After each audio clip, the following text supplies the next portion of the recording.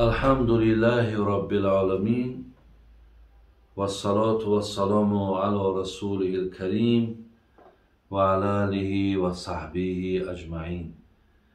برادران و خواهران عزیز، چندین سوال‌های در پیش من هستند. الحال انشاءالله من به سوال‌های شما جواب می‌گردانم. سوالی که اینجا آمده است: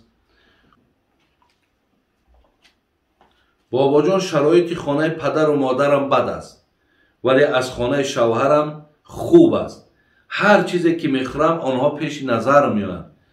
من به اجازت از خانه شوهرم با آنها یگان چیز روان کنم گناهگار میشم؟ هیچ وقت این کار نکنیم. هرگاهی که اگر دست شوهرت میرسه، اگر تو زن خوب باشی، هم مردک تبو که مردک همین پدر و مادر ما بسیار فقیرم، بسیار کمبغلم، امکان باشه همارا یگان قابچک آرد یاردم که، یگان کیلوگ روغن یاردم شون که. با اجازت مردکت یا با دلالت مردک در همین راه همین کار بکن. از پیش خود پنهانی یعنی دزدیده پدر و مادر تا چیزی نتی.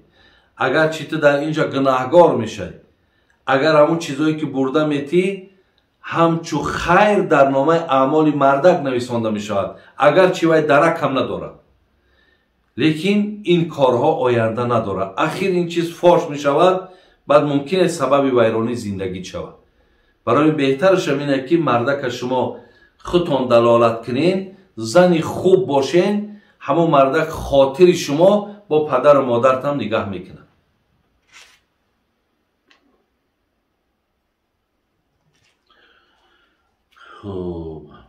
کلمه هست که در ما میگویند محمد دانایی نکن، یا خر را بردن مکه آوردن همون خر است.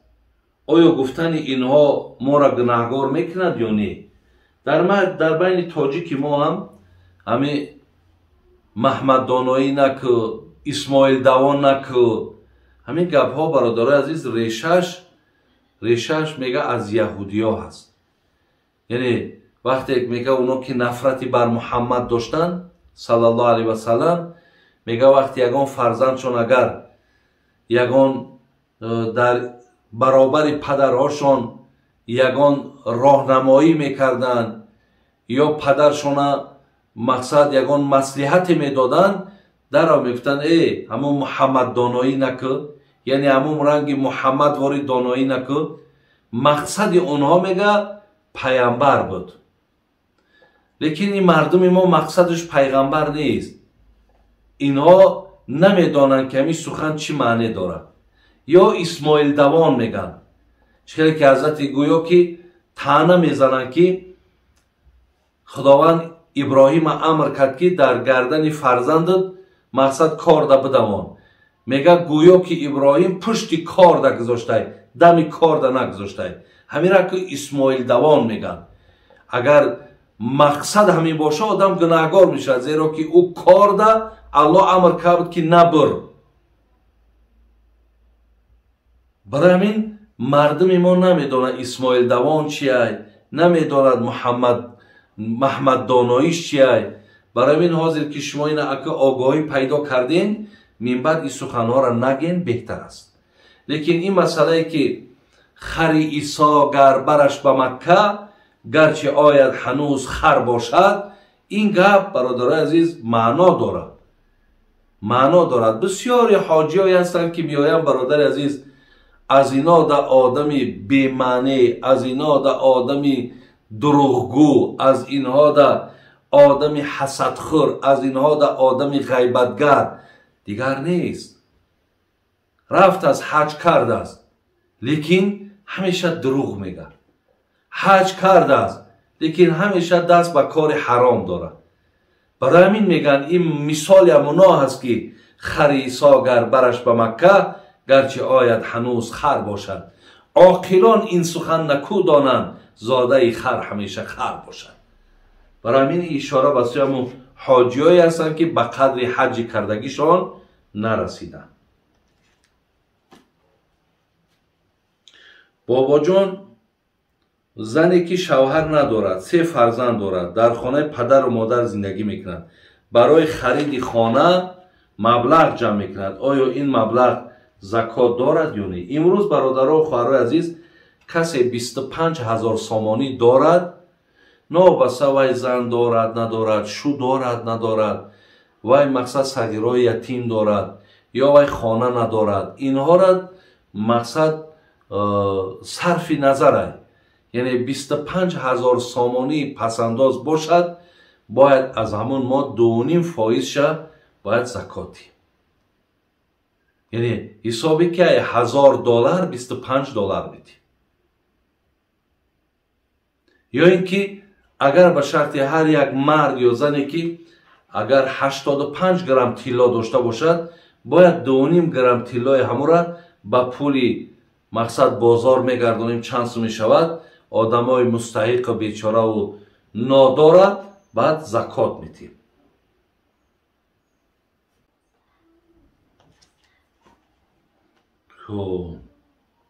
آیا تلفن را با خود به حاجت خانه بردن درست است؟ زیرا که در او قرآن است. درسته. یعنی اگر شما یک کار کنید که وقتی تلفن هاتون توالت میبرین، حاجت خانه میبرین، در آوازش اگر به شرط قرآن باشد یا اذان باشد یا یگان چیزی بگیم دینی باشد، آواز همو را بگیرید، یعنی در همو ویبراسیا مونینش. یا اینکه اگر در همین مقصد بگیم که صورت بالاش نام الله باشد یا نام پیامبر باشد یا قرآن باشد، همین هم از بالای صورت تلفناتون بگیرید، یعنی در حاجت خانه با این صورت و با این آواز داخل نشین. لیکن اگر این صورت و آواز نباشد، مثل یک نفری که حافظ کلی قرآنه، همین حافظای کلی قرآن حاجت خانه میرون کو. برای همین این هم مثل همونا هست، هیچی باکی نداره. فقط حرکت کنیم برادرها. بسیاری مردم هم میبینی در زبانکاشون همین آیت های قرآن هم میمونه، نمونه، لازم نیست برادرای عزیز. در داخل اتوبوس ها، مشروطه ها، در کوچه ها تلفناتون صدای بلند، در این مسجد نماز خواندیم با صدای بلند نشیده های اسلامی میمونن دیگر، نمانین همین ها را برادرای عزیز. همه یگان آوازه که 100 دقیقه همین تلفن همونین بسته. بسیار ذوق داری برای گوش کردن چیزی که از دین هست، او را علایده در یک جای بشی و گوش که برای خودت، برای دیگرها نگذاری.